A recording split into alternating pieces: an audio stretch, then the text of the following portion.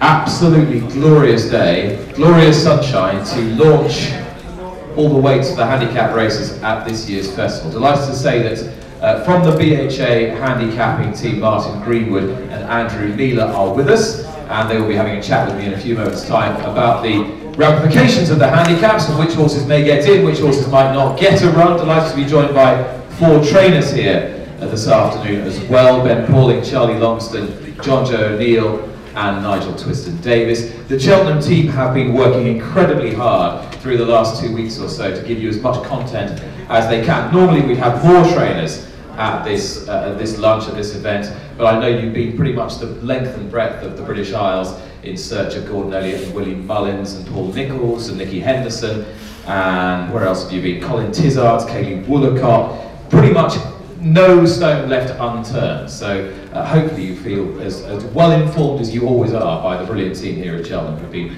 doing such hard work on your behalf the last couple of weeks. So without further ado, I'd like you to welcome the Regional Director for Jockey Club Racecourse, the man in charge here at Cheltenham, Ian Renton. Ian, I don't want to say it, but looking out here, it looks more like California than Cheltenham at this time of year. Not for long though, sadly. It looks fantastic out there, doesn't it? But probably not so sadly. I mean, Simon will come and talk about what he's expecting in the way of rain, but I think we all will welcome it when it comes. I think this time last year we were probably looking at a blanket of snow. We were 12 months ago. It's fantastic now. It'll pose challenges to Simon, which we'll talk about in a few moments' time. But from your team's point of view, having this spell of weather helped you get ahead of the game. It's been brilliant. I mean, I think we've got David McKinnon here somewhere who's been responsible for a lot of the temporary facilities and oversees that at this time of year. To have the weather we've had the last few weeks has been absolutely amazing. I mean, to be able to build all the facilities in this weather makes a huge, huge difference. I mean, I suppose one of the key changes right behind us, this is the festival presented by Magnus, a brand new and what must be very exciting sponsorship for you. It's been fantastic for us. I mean, I think to have a new sponsor for the Cheltenham Gold Cup in Magnus, but also having the opportunity to have a consumer-facing brand that doesn't clash with many of our other sort of race day sponsors, and to be able to have the festival presented by Magnus for the first time has been brilliant, and they've been a great company to work with. For those of us who've been in Ireland, I think we've seen the Road to Gold, which is their initiative, and they're just great to partner with. Because it's one thing having a good sponsor, but you want a sponsor that's going to activate that sponsorship and really help you build the event. Yeah, so we've seen this activation starting in Clonmel a couple of weeks ago, just before the Dublin Festival. Was in Dublin last week, it comes to London this week, and comes here just before our own festival. So they are a great partner to work with, and I think we can see we can see the riches of working together.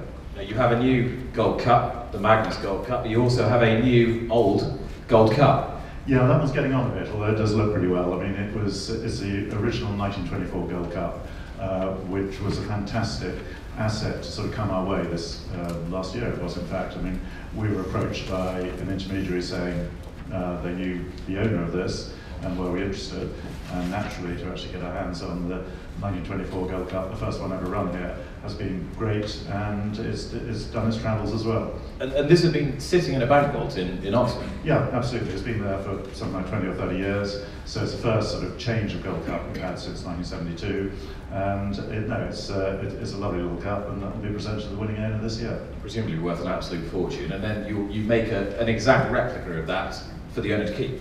Yes, we'll do that. We haven't had it long enough at the moment to get that replica ready to take away from this year's festival, but I'm sure whoever's won the Gold Cup will be happy to wait a few months. Now, there probably aren't too many people in this room that are going to be able to enjoy at their leisure many of the extensive new facilities that you've got, but there are some really exciting developments, particularly in association with your sponsors and your luxury brand partners as well.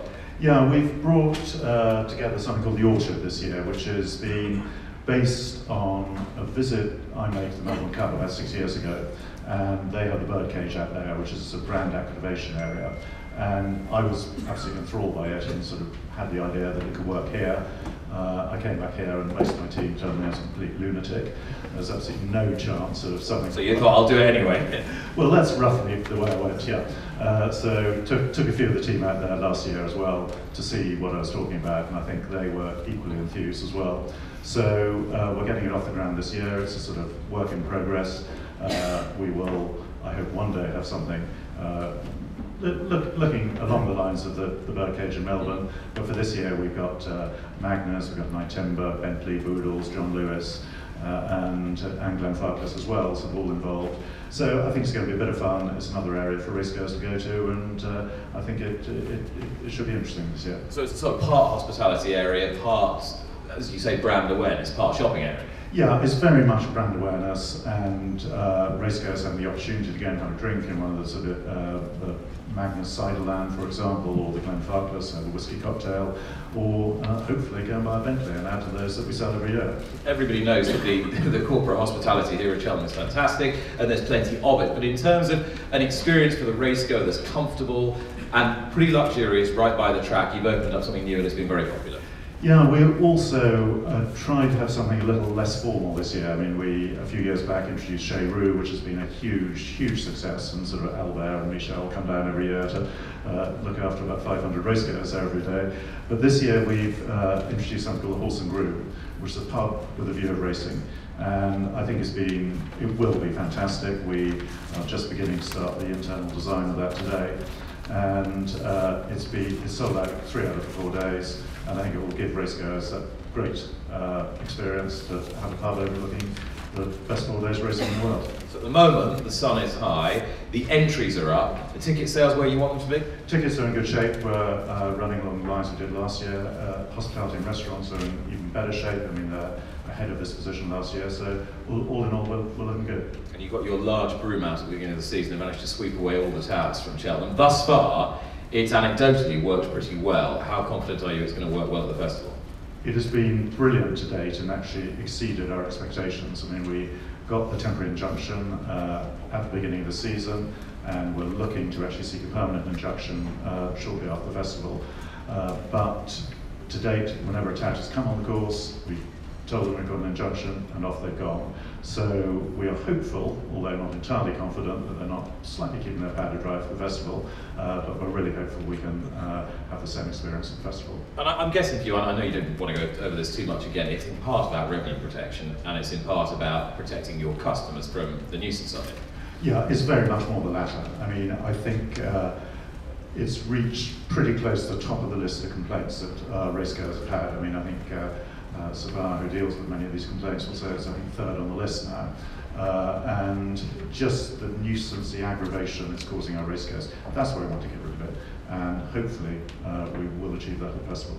Well, if Sophia's out there telling them to move on, I suspect they're moving on. I wouldn't worry about that. I think that's the case.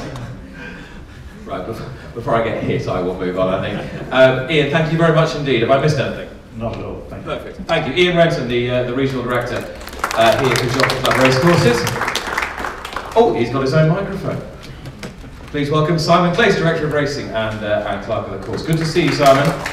Thank you, and aren't we lucky with that weather out there? You are smiling, which is great, which suggests to me that even though you've had a prolonged dry spell, you think that the elements are going to play in your favour between now and Tuesday week.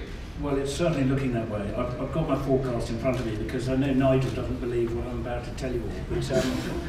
But Monday afternoon, 3 o'clock, we just left Colin Tizard's where it was baking. We had 18 degrees here, and I was beginning to fret a little bit that we'd have to be turning the taps on quite soon. I have let those people who've asked me know that we have done a little bit of watering. We started last Thursday. Just put a couple of mil on both chase tracks, both hurdle tracks and the cross country to get the fertiliser kicked in. And as we sit here today, if I was racing today, I'd be calling this probably a little bit on the quick side of good. Mm-hmm. You'll find a little bit of good to soft out there if you look hard enough, and almost a little bit of good to firm. But we're in great shape, and the forecast that I have now is suggesting that starting Saturday, this what they call the blocking high is moving eastwards, and we'll be back into normal weather patterns from the west. And we could get, the amount of rainfall has gone up to about 35 to 40 millimetres between Saturday and next Monday week. Now, evidently, when you talk about 35 mils of rain, it's a question of when it's coming and how evenly it's distributed. Because if you have it distributed across 8 days, it'll probably be perfect for you, good to soft ground. Well, that looks quite even to me. It looks very even, yeah. You've got 5, 7, 3, 1, 1, 3, 3, 2, 3, 2. So yeah, it's extremely evenly distributed across that time. So All things being equal, if you got that, what would you expect to start off? Well, I'll spoil Mr. Ketley's day because he said to me in a message this morning that he's backing soft for the start of the festival. On the forecast, if we got the bottom end, I think we could end up good to soft. But look, the characteristic of this winter we found and forecast, and I know others have found the same, is that they're extraordinarily volatile. The good news is that when I look at other forecasts to sort of reinforce John's message, they're saying a similar sort of thing. So it's certainly breaking down. We're certainly going to get rain, but as always, and we've achieved this since 2007, if the rains don't come in sufficient quantity, then we'll do whatever is necessary to make sure that we start the meeting on slow good ground, by which we mean good to soft or good to soft good, with irrigation if necessary, but at the moment that's looking highly unlikely. And just for clarification, the directive to start on good to soft is not a recent thing. That came out in 2005? 2006, yeah. So since then we've managed to achieve it, and I think we've watered, how many years was that, 12 years, we've probably watered in advance of the festival probably eight times in the last 12 years. Any big disparity between old and new courses? No, they're really sitting there looking at, feeling much the same. Obviously the old course is watered for the October meeting to make sure that we've got decent ground then. If any of you are interested in going stick readings, the old course is currently sitting there at 7 and the new is at 7.2, with the cross country just a little bit slower. Cross country slower? Cross country is a little bit slower, yeah. So when we went round with the irrigation, what day would we do? Wednesday, Monday, Tuesday, we just put a little bit more on the cross country because that does tend to sit there a little bit dry, even through a winter. And the figures you will have seen in the Racing Post today, which actually surprised me, we've had half as much rainfall between November and now as we had through the 17-18 season. I know you're always looking at making improvements here at Cheltenham, and the second last, it's not the first time you've moved that fence, but on the old course it's now moved a little closer to the last and a little further away from the bend, just so they've got a little more time to get themselves organised, is that right? Yeah, we can be pretty limited here with positions of fence and hurdles because of the turns and the undulations. That fence was moved from its original position, which people describe as down the hill, but it was actually about 90 yards up the hill before they turned into the home straight. We moved it there in 2010, made a few adjustments to it. In terms of a stride or two, we're talking of 7 or 8 yards about 3 years ago. But just in conversation with the jockeys after the November fixture, they said if you could give us another stride or two coming off the turn, and if you look out of the window at some stage, we put 2 black and white hurdles where the fence will sit. It is a portable one. But the jockeys were saying, if we had another 2 strides before we get there, we think we might just have our horses a little bit more balanced, and we might see a few fallers less. They're just saying might, it's speculating, but you think it could just do the trick? Well, look, I've ridden a little bit myself, and I think if I had slightly longer to get organised as I came off a turn, it might be helpful, yeah. So we've made that change. We're limited a little bit into how much further it could go. In fact, I don't think it could go any further because it's then on top of the RSA start. And actually, the distance between the second last and last is beginning to get just a little bit tight. Okay, and in terms of how you've been able to tackle the situation with the equine flu, are we through that and out the other side? No problems as regards the logistics for the festival? We are now here, all experts on biosecurity. Polymerase chain reaction tests, positive and negative. I know what they are. We obviously had the TAT sale here last week, which was a huge success, with a top lot going for 410,000. Nigel didn't buy it, I don't think. So we got through that. Obviously we have schoolers and gallopers here in the next couple of weeks, so no, we're in a good place with that. And you know, I think racing's back up and running. I know we've heard of a few cases in France over the last couple of days, but we're not expecting to be inconvenienced by equine flu. Super, Simon, thank you very much. Thank you. Simon Clace, the Director of Racing and Club of Course here at Cheltenham. And Simon just mentioned the great man, so I'd like to welcome him to the makeshift stage, Mr. Nigel Twiston-Davies, ladies and gents. He looks surprised, as though I was going to leave him alone. Hopeful that I was going to leave him alone. I was just having a look down the entries, Nigel, and it looks like you're going to field a pretty decent team numerically anyway. Is that the way you're looking at it at the moment? How many would you expect to turn up during festival week? Yes, it was 10, 12, that sort of thing, yeah. And you start off with a bang, potentially, with Al Dancer in the Supreme Novices. How's he come out of Ascot? Yeah, really good. He won nicely today. It didn't seem to take much out of him at all. So Oh, it is very exciting, and the softer the ground, that'll help him too. And you're sort of saying that you think that he's as good a novice hurdler as you've had. Is that a fair assessment at this stage of his career? Well, as good a two-miler, I was told, Yeah. yes. When we were watching the race at Ascot, I was very worried he was very free in the race. So what we're thinking is a really true run race here. It'll help him settle, so he should be even better. We saw him win the handicap here earlier in the season. He clearly is a very well-balanced horse. He seems to sort of move very easily through a race. He does, yeah. It comes like to him, but as I say, just the settling is the problem. And the one thing we've seen from him so far is he seems to be very effective on a nice, quickish surface. Do you think he'll mind if there's a whole load of rain between now and the festival? No, it was quite soft when he won here, I think, wasn't it? Ish, I think. No, the ground's not a problem. So confident, goes there in good form, strong chance. I don't think so. Best chance of the week? Is he your best chance of the week? Well, definitely 7-2. You win that, then I can go home. Excellent. He'll win that. You've heard it here. You can't go home because then you've got to win all sorts of other races. Now, I saw and read somebody making a strong case that Bristol de May was hugely overpriced in the Magnus Gold Cup. Will he definitely run in the Magnus Gold Cup? As definite as you can be, yes. Yes. He does seem overpriced. The handicaps are here. He is the equal top long distance chaser, rated long distance chaser in the country and Ireland.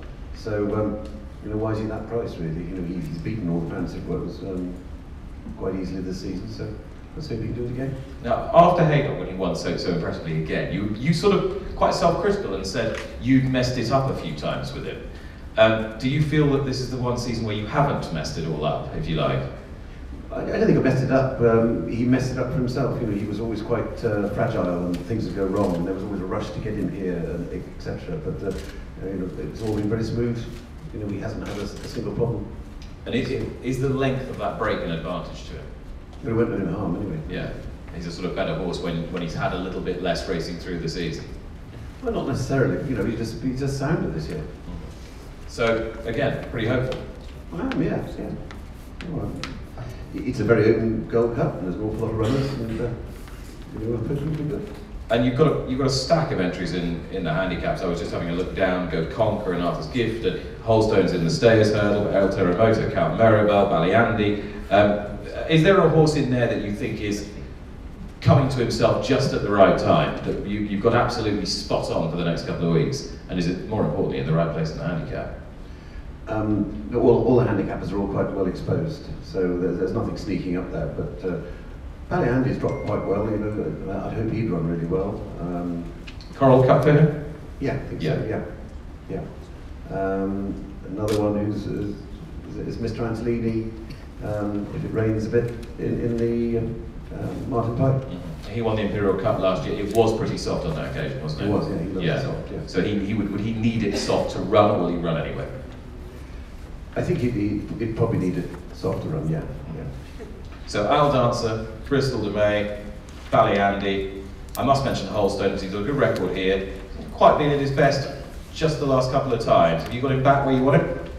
I'm hoping so, yes. Yeah, he seems in really good form, and he always runs a great race every time in the Stairs. Nigel, thank you very much. Thank you. Nigel Mr. Davis. I mentioned the new sponsorship here of the festival, Magnus presenting the festival and also lending their sponsorship to the Gold Cup as well. This, of course, is the new old Gold Cup trophy, 1924. Delighted to say that the head of sponsorship and PR for Magnus, George Kyle, is with us today. George, round of applause, please.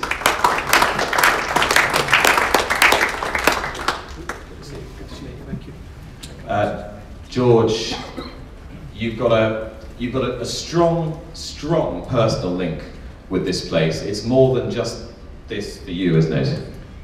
It absolutely is. I've met some of the journalists last week on the Irish media tour, and I've told this story to everyone that I've met to Cheltenham in advance of doing the sponsorship.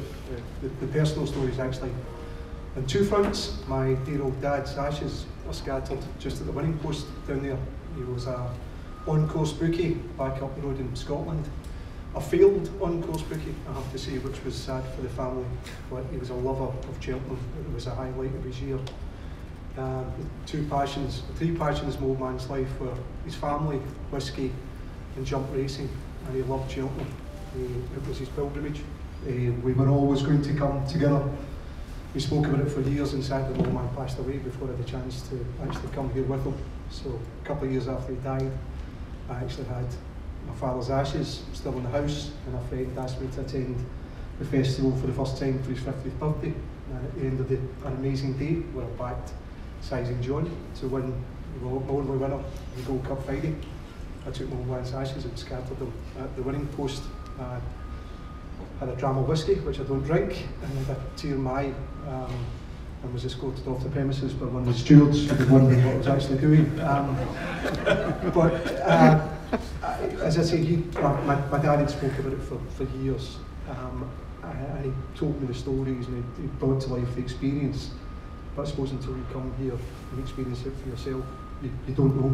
And it was everything that he actually said it was, and more. And I was lucky enough to be back again last year with my beautiful wife for our 30th wedding anniversary. So I'm looking forward to be back again this year as the presenting partner of the festival and the naming partner of the Magnus Gold Cup. I suspect no one is going to be escorting George Kyle off the premises this year or any other year in future.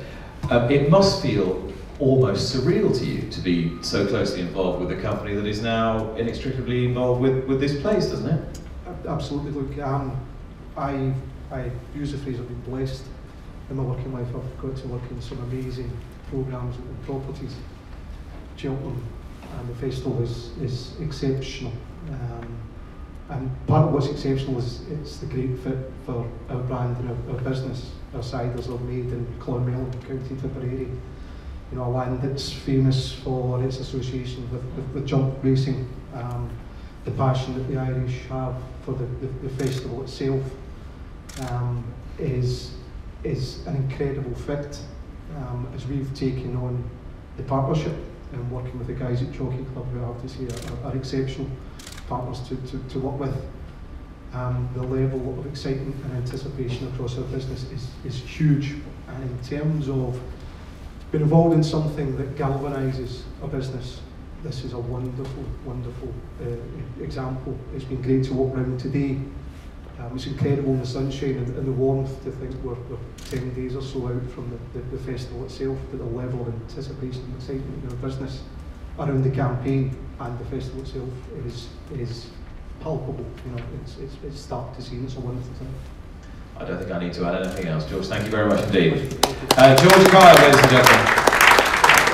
George is the head of sponsorship and public relations for Magnus, the presenting partner of this year's festival. Now, for the fun and games, with our handicapping duo, intrepid duo. They are the team leaders of the steeplechase division and the hurdles division, respectively.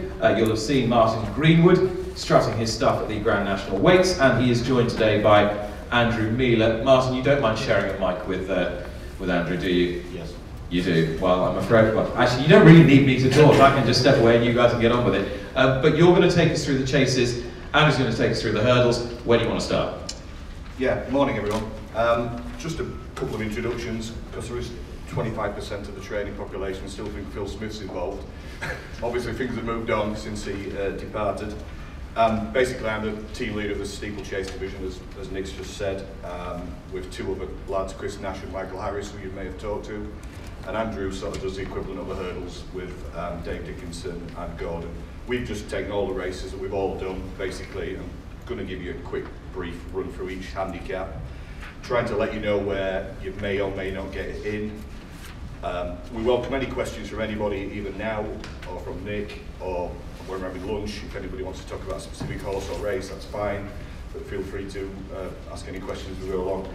So we'll start on the Tuesday, which is the ultimate chase. Obviously this looks a really good quality handicap at the minute. I mean, there's some real stars in this race. The sort of 9-year average, if you like, or this decade's average of getting in a race like this would be about 132, but I'm pretty sure that won't happen this year. It's sort of gone up to about 134 in the last few years, and it might even be higher than that. I have a feeling you're going to be 10.8 was the actual bottom weight last year, which is equivalent to 144 this year. And obviously a lot of these horses are entered across the board, but I think you're probably going to need to be higher than 137. It's a 24 runner field. You can win a race in between and get a £5 penalty, which may help certain trainers. Unfortunately for me, this is the shortest price favourite in the Tyre Chase handicaps, giving me a Coppers 30-2, so I'll obviously let that in. Shakewell at Sandown, and obviously got a Grand National entry. But to be fair, the trainers talked it up so much to everybody that you're probably safe. Because a horse that's been talked up that much in advance of the festival can't possibly win. I think you'll be all right. I hope you're right, Nick. If you take that out, it's 16-1 the field, so that makes me feel a little bit better. Moving on to the Close Brothers, which is obviously later on the Tuesday. As you're fully aware, this is a 0 to 145 novice handicap, so obviously it's capped. Only 20 running this race, field size, same penalty issue, £5. Again, the last 3 years average are around 136, 137, which is about 11.4, 11.3 as it stands at the minute. Like most handicaps at Cheltenham, it's sort of upped as the years have gone by a few pounds. So taking the last few years, I would suggest minimum of 137 for any trainers that have got runners in this race. So it's going to be an £8 weight band essentially. Around there, Nick, I'm guessing. If that. Yes. Yeah. Again, it does depend on which race each horse runs in, because some horses have six to seven engagements, you know. It's 12 to 1 the field at the minute, which again is where as a handicapper you want at this stage. So we'll move on to Wednesday, which is hurdle only, so I'll pass over to Andrew. And you start with the Coral Cup, Andrew? Yeah, Coral Cup. So 26 runner field. I think that's the biggest bit of the week in the handicaps. £5 penalty, as in the other handicaps. Last couple of years, it's been 136, 135 has been the bottom weight. Looking at the entries, probably going to be roughly the same again. So 134 is 10 stone. I suspect if you're below that, you'll be struggling to get in. In terms of the horses, last year's winners in there, Bloodberry is £5 higher this year. As a quick look at the betting, it seems that Willie Mullins Judo is the current favourite. A lot of people know him, he was second in the Cesarewitch. It's obviously a good stayer on the flat. I think the main thing is he's unexposed as a stayer over hurdles. Ran a decent race over 2 miles last time over Leopardstown. Another one that caught my eye just looking down was Getaway Trump, Paul Nicholls. Booked a potential match for Champ for the long way in the shallow hurdle at Newbury. Obviously Champ's favourite for the Ballymore. Decent race last time in the Bedford hurdle. Could argue the step back in trip didn't suit. Definitely ran well against the pace buyers in that race, so he looks another interesting runner. So move on to the juvenile hurdlers, the Fred Winter. Just name check Dave Dickinson at this point. He's done all the work on this race. I think the key thing Dave noticed was there's been a big increase in the amount of Irish entries for this race. There were only 10 entered at this stage last year. I think this year it's 24. Obviously Ireland won it last year, so it's probably going to be very well represented this time around. And it's also, just a point of interest, there's one French trained entry, which is Naturel. She's on 138 and she's won 2 of her free starts in France. So what do you reckon you'll need to get into the... Sorry, Fred Winter. So the last couple of years it's been quite low, it's been 126, 124, but I think with the increased amount of entries this year, I think Dave thinks it could be as high as 130 this year, so we could be looking at a sort of stronger renewal.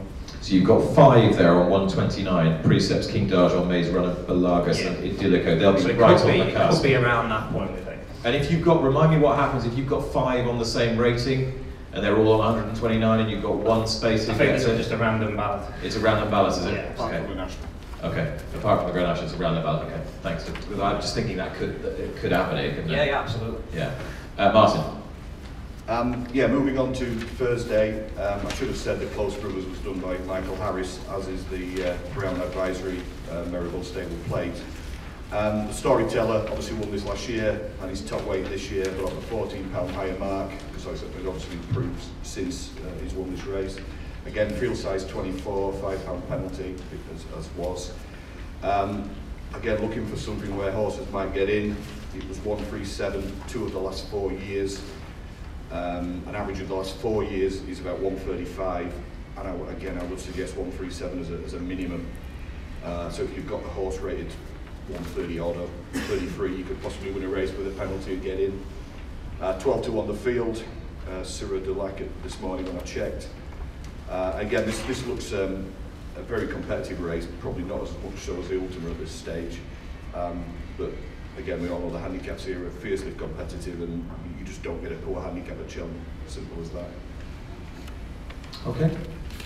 I'll do the football whilst I'm Yeah. go to the Thames. Obviously a well-known race, the Kimura, 0 to 145, it's capped. Again, 24 runners, £5 penalty, etc. Some Grand National entered horses, as there was in the Ultima. This is a little bit different, a bit difficult to be sure, because last year's bottom weight was actually 119. Prior to that, it was 133. Did the field fill last year or not? I'll be honest with you. I'm not sure it did. I'm not sure. Obviously, I wasn't in this chase last year, so if you say so, I believe you. Well, 119. Yeah. Yeah. It seems very low compared to everything else, so I would tend to put a line through that and suggest an average of, shall we say, low 130s is probably more likely to be to get in. And again, 12 to 1 the field at the minute, which is good news for us. And attempts for Andrew. Yeah. Well, this has actually been quite stable, this race, in terms of what you need to get in the last few years. It's fluctuated between 135 and 137. So 135 this year is 10 stone 11, so history suggests we'll be around that mark once again.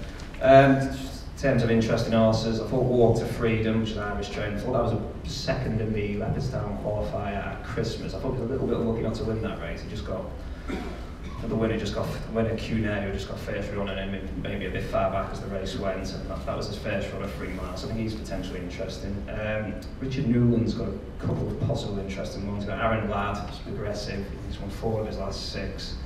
Won here in December. He's not been seen since, so chances are he's been kept back for this. He's also got Abolitionist, which I think that needs to run in a chase to qualify for the National, so it may not turn up here, but he trotted up at Aintree back in October. He got a big rise for that, up to 134, but he's still actually £11 below his chase man. I think he's in at the weekend. Yeah, Over fences. It's Doncaster. Yeah. Grimthorpe. Yeah. Is that? Are we done? No. Friday. No, I thought we had. I didn't think we were. I thought we can't be done that quickly. We tried to make it as. You're doing very well. You're doing very well. Do you want to do the chase? Yeah, well, we can see people's eyes glazing over when you get into too much in-depth rating. I tell you what, we didn't want that to happen today. You're shaving minutes off it. But, and we could maybe ask, people might have some questions at the end that we can, talk about the Gold Cup on stage or something. Yeah, they can do that privately with you, that's fine. Yeah. The Grand Annual, obviously there is a change to this year because it's been reduced in field size from 24 to 20. So that will have a dramatic effect on the historical averages. Basically 135 is an average of the last 5 years previously, but we're probably looking 137, 138 now. So if anybody's forgotten that the field size is reduced, then we need to take that into consideration. The first 4 were all British train last year, they're all entered again. La Prisienne, Gino Trail, Top Gamble, the Inval. Trainers that don't realise that we take Sunday into account, that's just gone, because we do. Nicky Henderson's What's Wrong With You went up a few pounds at Folkwell on Sunday, which is taken into account for this race. But the good news for him is it got him high enough to get into this race in all probability. I'll hand back to Andrew for the rest of the hurdles. I'll start with the County Hurdle. It's been a bit up and down this race the last few years, just in terms of what it takes to get in. For example, last year the lowest was 133, but then if you go back 2 years it was 138. Looking at the entries as they stand at the moment, it's probably going to be around the 9:12, 9:13 mark, I think. You notice there's a lot of horses entered in Cold Cup and the Line Pipe as well, so we'll just wait and see what runs. There's 2 previous winners currently entered. Mahayed won it last year, and he won at Ascot. He won the big race at Ascot as well pre-Christmas. Was called the Labrador, I'm not sure what it's called. It's a big race. Anyway, he's now up to 153. And we've got Wicklow Brave in there as well. He won this race in 2015, and he's also on 153. Now the Martin Pipe looks a bit of a minefield at the moment. 4 on joint top weight. All those 4 are entered in at least 2 other races at Cheltenham. So trying to guess the field at this stage is a minefield. In terms of the cut-off, you're probably going to be looking at 134, 135, so around the 11 stone mark. So we could potentially have a fairly narrow weight range in this race. Quick look at the betting. We seem to have a 6-1 favourite, which is a little bit concerning, which is Dallas the Pictons of Gordon Elliott, lightly raced horse, who won handicap at the big Leopardstown meeting just back in February. That was over 3 miles, but to be honest, it wasn't a particularly strongly run race, and I suspect he'll be absolutely fine, obviously dropping back in trip here. Early doors side of Burley, they were 3rd and 4th last year, they're back in again. Big time dancer, now he's 1-3-4, so he's not certain to get in, but he won the Lanzarote, he's won his last 2, he won the Lanzarote at Kempton, and that form's starting to work out quite well. The horse that was 3rd that day, Peter Bowen's come out and won a good race at Sandown, so that's potentially been a strong piece of form, so I think he's definitely an interesting runner if he gets in. Okay. I think that's all. I think, anything else to add, Martin? Just... I mean, obviously the Irish situation, they've got more entries this year than ever, but a bit like the Grand National, we had more or less 50% Irish entries, so it's no surprise that they've got 800 or so entries throughout the meeting. I mean, it's nothing, as a handicapping team, there's nothing much you can do about that. We do all our Irish ratings ourselves and obviously try and make them as competitive as possible. Now, there's always, like, if the Irish have a good festival, there's always a load of chuntering from local trainers about them being leniently handicapped. If they don't win so many of the handicaps, their trainers will chunter that they're harshly handicapped. How delicately do you have to tread that path? The good news about being a member of the BHA handicapping team is that there's always somebody moaning at you. So Welsh, Scottish, Irish or English. So that's the good news. We try very hard to make it as competitive as possible, obviously try not to favour anybody, because obviously that's why we do our own Irish ratings. And we've had some great finishes where the English, etc. And sometimes it could be on the nod when an Irish horse meets an English horse or vice versa. We just try to stick to the same logical approach and hopefully it works out that way. Okay, well, good luck for the festival, Martin Greenwood and Andrew Miller. Thank you very much indeed. Rattling along. I would like to welcome a man whose name is on this rather beautiful trophy more than once, but both as a rider and as a trainer. He is, of course, John Joe O'Neill. Where have you gone, John Joe? John Joe, yes. Welcome. I'm getting up with a degree of reluctance. Always good to see you, John Joe. How are you? How's the team? Are you in good form? Are they in good form? I'm in great form. The team is a problem. Probably got a big one. The small but select group that you're going to bring to Cheltenham will number how many, do you think? 3 or 4, I'd say. That's not really no point coming the other way, so can be competitive really. So we're a very smart team this year. Okay, who are they and who's going to be competitive? And Manella is going to run in the ultimate on Tuesday, doing well, and we ran a bit better the last day at overhauls at Exeter. So hopefully we'll continue to improve. And is everything being geared essentially around preparing him for the Grand National? Is that really the way that you're steering him? Yeah, that was the plan early in the season really. He didn't run before Christmas because he had a few little problems. We seem to work them out hopefully. He's come back sound from the last couple of runs, so onwards and upwards hopefully. He's in good form, yeah. And you know, he needs to run respectable here on Tuesday really to go with a live chance, and that's what we're hoping for. But here's a horse who's beaten Native River here in a Cheltenham Festival race, has finished 2nd in a Cheltenham Gold Cup and might have finished a bit closer but for better fortune. So if you got him back to something like his old sparkle, he should be seriously competitive in a race like the Ultimate, shouldn't he? Yeah, he should be. Yeah, he should be in good form now. He jumped well the other day and did everything right. So if he's no business going to national, to be honest. And what's the key with him? Has he been a hard horse to train? Yeah, he's had a few wind problems. He was laying behind. He had lots of problems that most race horses do, unfortunately.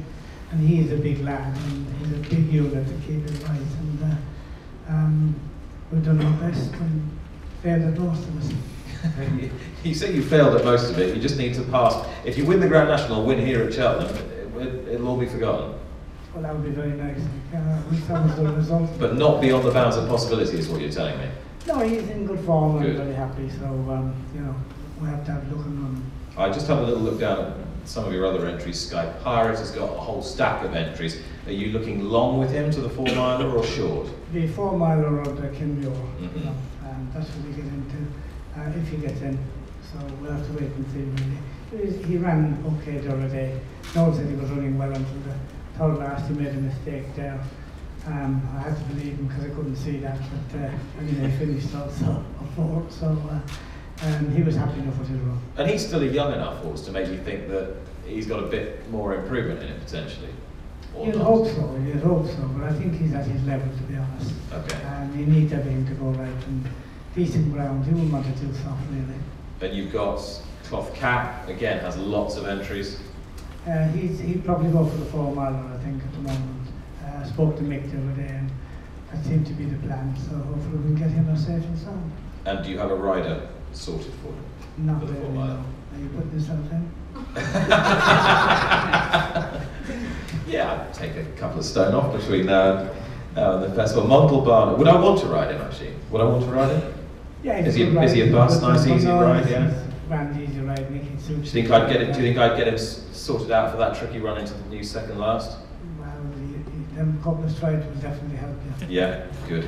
Montalbano, will he run? I don't know, he didn't do himself too many favours the other day. He went and fell at the first of Willoughby, so... Okay, out. We'll have to wait and see. And Champagne at Tara, I'm guessing, will run in something.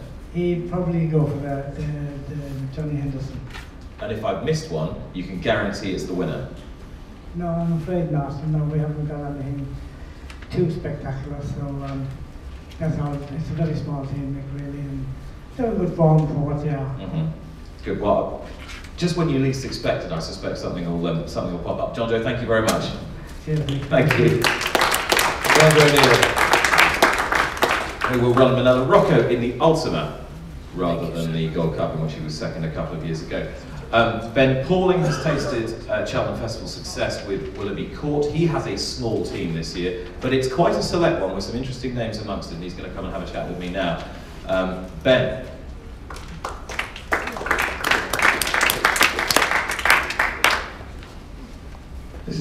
This is a good-looking group of horses, isn't it? Global Citizen, Kildizar, Bright Forecast, Nade Tap, LeBroy. They're all kind of interesting runners in their own way, aren't they? I remember you standing here on this day last year and giving LeBroy a right shout. He's actually turned into a pretty decent chaser this year.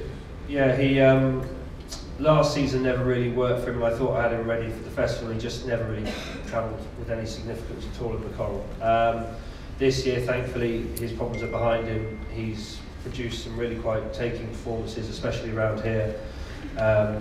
And last time out, he came back pick 6. So you write that off. He's a novice in the Ultima, which they generally have quite a good record. But as we've just seen, it looks quite a competitive race. So he's man enough for it with his jumping, which is the main thing. And he didn't look a slow horse last year, but he's looked a proper stayer this time round, hasn't he? He looks as if he'll just keep going and going. Yeah, he's looked slow at the top of the hill twice here over 2.5 miles. So I think definitely 3 miles. He's in the Kinmure as well, and he's in the 4 miler.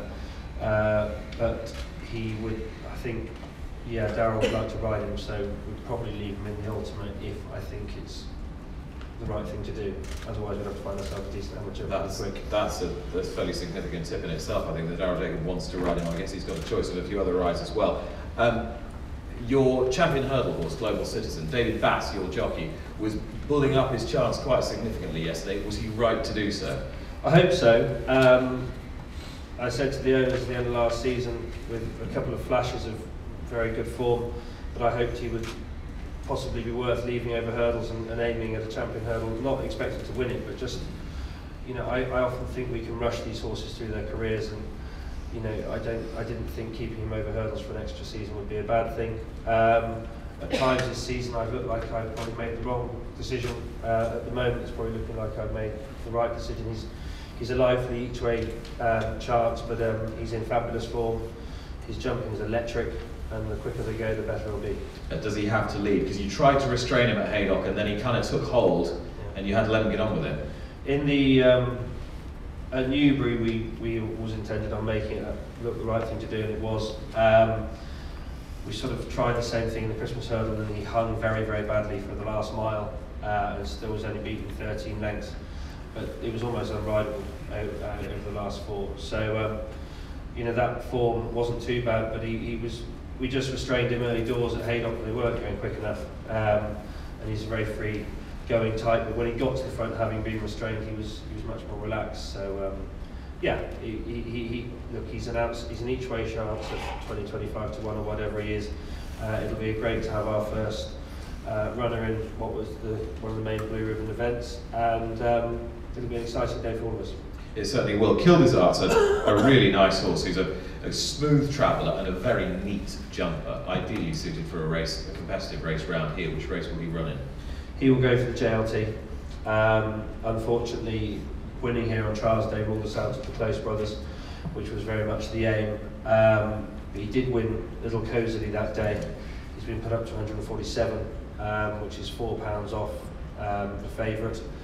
I think if I've got one that is really thrilling me at the moment, it'd be him. He's improving all the time, and I just love his running style.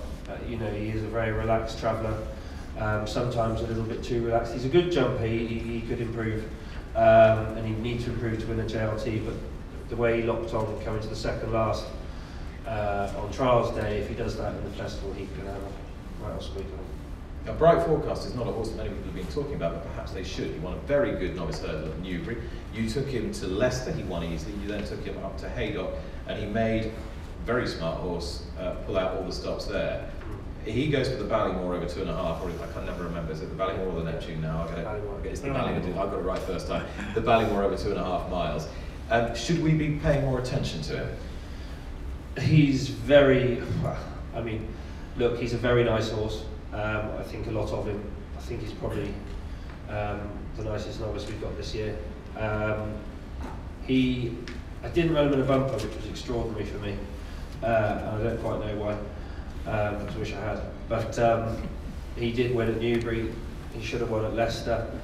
He hung very badly towards the stables at Haydock and gave away a good 8-10 lengths, and then got beat 2 by Mr. Fisher around the track. Haydock is rather tight over 2 miles, and I just said to his owners there, and then if we go to Cheltenham, it'll be at the Ballymore, and they weren't so fast, and then they've suddenly done a U-turn and really keen to come, and so he seems in very good order. I think Nico will be able to ride him, which is, I think, a key to him. He's quite an exuberant horse, a real quiet man's ride, and Nico will be pleased with riding him, and I think having won it with Willoughby, he wouldn't be a long way behind. And Nade Attack might run in the Albert Bartlett? Yeah, that's very speculative. He won a race up at Donny, the Grade 2, but I think the race fell apart. He looked, you know, he just gallops and gallops and gallops. He's not much more than that.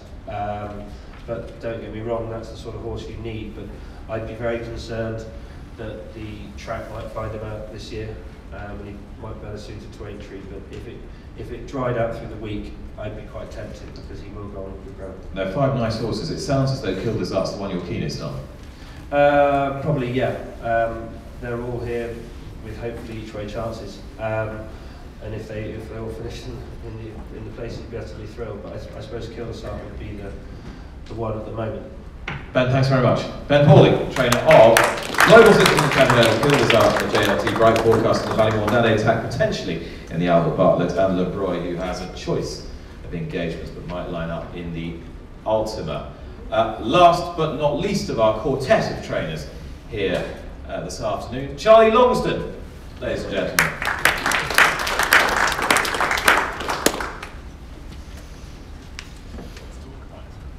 Charlie's just opined that there's not much to talk about. You do have quite a lot of entries for the Cheltenham Festival, but a lot of them are multiply entered, and most of them are in the handicap, so you'll have to just pick your way through and tell me what's going where and why and with whom and whether they've got a chance. Where do you want to start? A few of them are entered with Kempton in mind. That is the consolation race day on Saturday. There are a few who've got that in mind. So they purposely probably won't get in. I might go to Kempton. And then, yeah, we've got a few that might squeak in. You're deliberately downplaying this. I know you're deliberately downplaying it because the obvious horse who's been a revelation since she went over fences is Castafiore. She ran probably a better race than she did at Haydock, I thought, at Kempton, and the ground was way too quick for her. Unbelievable run, flying back through. Yeah, I think the key to her is actually, I know everyone says she's near the top of better than the closer brothers. But I think the key to her probably is that mare's allowance. Getting that £7 off boys, I think, is a big thing. But she's, I've said it before, she's as hard as nails. I know that people talked about her Haydock run when she beat Jerry's back very, very easily. Was a fluke, but then she backed it up very easily. And I know Paul O'Brien said he went into the weighing Martha's and Barry Garrett. He said, well, that was certainly no fluke, the race, because Barry Garrett, Jerry's back that day at Haydock. And he said it was certainly no fluke. And she's, wherever she goes, she'll have her little each way chance. She loves it. I mean, she's not bred to see a fence. She's fair. She's by the same star as probably the most famous racehorse in the world who's never seen a fence is in Winks. And Zenyatta. And Zenyatta. So Street Cry's not really bred to be going around here over a fence of 2.5 miles, and she loves the soft ground, which doesn't make sense either. But she loves her jumping. Jumping is her biggest asset, and her enthusiasm. So where I go, she's 33 to 1 for the JLT, but as I said to you, I think that mare's allowance puts her in with a right old little. I thought I'm amazed she didn't go up in the handicap from last Saturday. So what are your options? The JLT or the Close Brothers? Or the Close Brothers. Yeah. And I just think, as I said, I think that mare's allowance is a big thing. And if you put the mare's allowance into her mark, it certainly makes her mid to high 140s.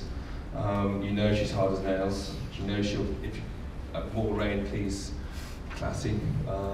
And she will, yeah, she'd love it. But she's hard as anything. And then she might go to Ferry House after that. If you want more rain, I mean, Simon Clace is really good.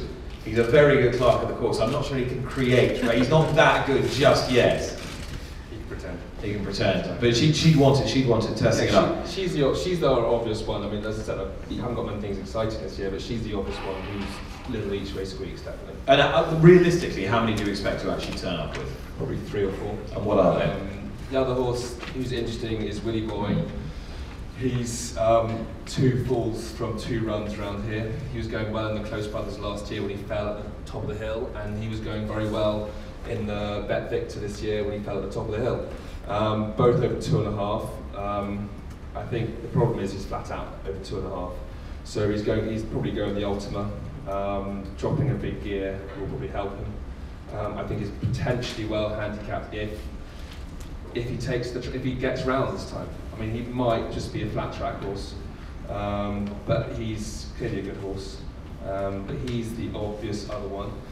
Other ones that might go somewhere, the horse that was unlucky in the Ida at the weekend, Just Your Type, sort of got taken out halfway around the back straight and ran on to be 6th. Probably cost him 3rd place, I say, but not the front, you know. But he might go 4-miler.